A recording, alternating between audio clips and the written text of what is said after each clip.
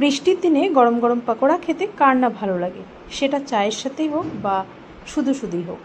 আজকে আপনাদের সাথে শেয়ার করছি মুচমুচে মুসুর ডালের পকোড়া রেসিপি। আমার মতো করে একবার বানিয়ে দেখুন, আশা করি আপনাদেরও এই রেসিপি ভালো লাগবে।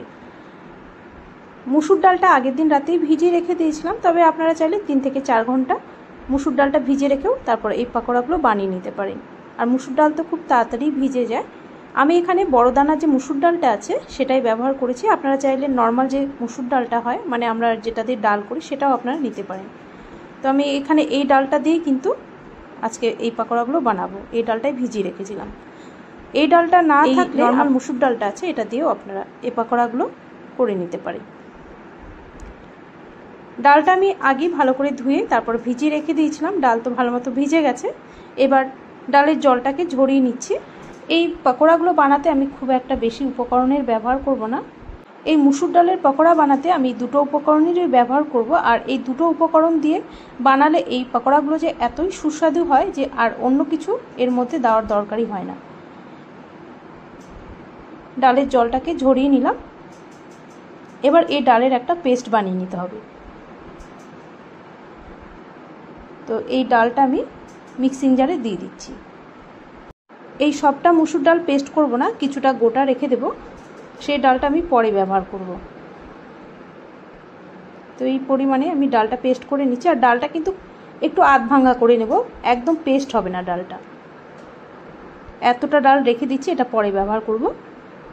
এখানে প্রায় 6 থেকে 7টা কাঁচা লঙ্কা দিয়ে দিলাম।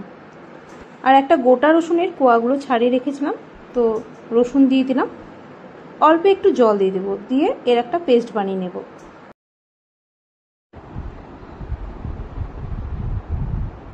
এখন একটু ঢাকনাটা খুলে দেখে নিচ্ছি, মনে হচ্ছে একটু জল দিতে হবে, তো একটু জল দিয়ে দিচ্ছি। দিয়ে আবারও পেস্টটা করে নিচ্ছি।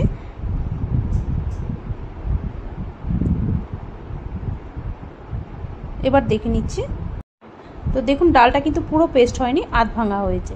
তো এইভাবে কিন্তু ডালটাকে পেস্ট করে নিতে হবে, তাহলে এই পকোড়ার টেস্টটা ভালো আসবে। আর আমি যে অল্প ভেজানো ডাল রেখেছিলাম গোটা, সেটাও এর মধ্যে মিশিয়ে নেব। ডালটাকে এখন ঢেলে নিচ্ছি।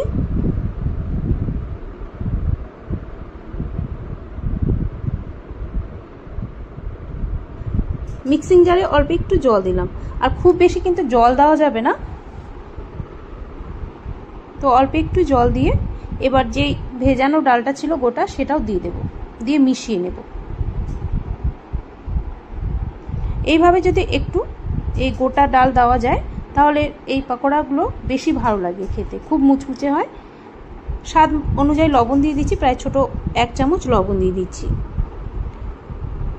দিয়ে দিচ্ছি হলুদ, প্রায় ছোট হাফ চামচের মতো হলুদ দিয়ে দিলাম। আর লঙ্কা তো এখানে কাঁচা লঙ্কা দিয়েছি, তবে এখানে কাশ্মীরি লঙ্কার গুঁড়ো দিয়ে দিচ্ছি ছোট হাফ চামচ, একটু কালার আসবে। যেহেতু এই ডালটা একটু কালচে ধরনের, তাই একটু আমি কাশ্মীরি লঙ্কার গুঁড়ো ব্যবহার করলাম।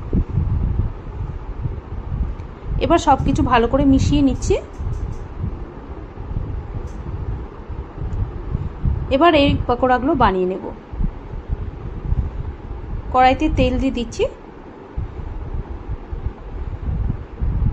তেলটা খুব ভালো মতো গরম হতে হবে, তারপর এই পকোড়াগুলো ভেজে নেব।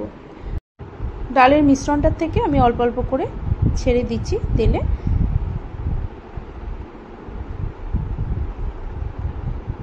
এবার গোল্ডেন ব্রাউন করে এই পকোড়াগুলোকে ভেজে নিতে হবে। এখানে একটা জিনিস আমার স্কিপ হয়ে গেছে, সেটা হলো কালো জিরে। আমি অল্প একটু কালো জিরে দিয়েছিলাম, তো কালো জিরেটা কিন্তু আপনারা অবশ্যই দেবেন। এই মুসুর ডালের পকোড়াতে আর সেরকম কিছুই দরকার হয় না, শুধু একটু কালো জিরে, কাঁচা লঙ্কা আর রসুন, শুধু এই 3টে জিনিস দিয়ে একবার করে দেখবেন, দেখবেন এই পকোড়াগুলো কতটা সুস্বাদু হয়। খুবই মুচমুচে হয় এইভাবে মুসুর ডালের পকোড়া বানালে। আপনারা একবার এইভাবে ট্রাই করে দেখতেই পারেন। দেখুন আমার এই পকোড়াগুলো কিন্তু ভাজা হয়ে গেছে, গোল্ডেন ব্রাউন করে ভেজে নিলাম। এবার বাকিটাও আমি ভেজে নেব। এই বৃষ্টির দিনে আপনারা একবার হলেও ট্রাই করে দেখুন এই মুসুর ডালের পকোড়া। এই পকোড়াগুলো বৃষ্টির দিনে বেশি ভালো লাগে খেতে। আপনারা চাইলে সন্ধ্যেবেলায় চা বা কফির সাথেও খেতে পারেন, বা শুধু শুধু এই পকোড়াগুলো খেতে পারেন। বাকি পকোড়াগুলো আমি 2 সাইডে উল্টে পাল্টে গোল্ডেন ব্রাউন করে ভেজে তুলে নিচ্ছি। আমার আজকের এই রেসিপি আপনাদের যদি ভালো লেগে থাকে, লাইক ও শেয়ার করে দেবেন। আর যারা এখনও পর্যন্ত চ্যানেলটিকে সাবস্ক্রাইব করেনি তাদের অনুরোধ করবো চ্যানেলটিকে সাবস্ক্রাইব করে রাখার জন্য, কারণ যদি কোনো নতুন রেসিপি দিই তার নোটিফিকেশান কিন্তু সবার আগে আপনাদের কাছেই পৌঁছে যাবে।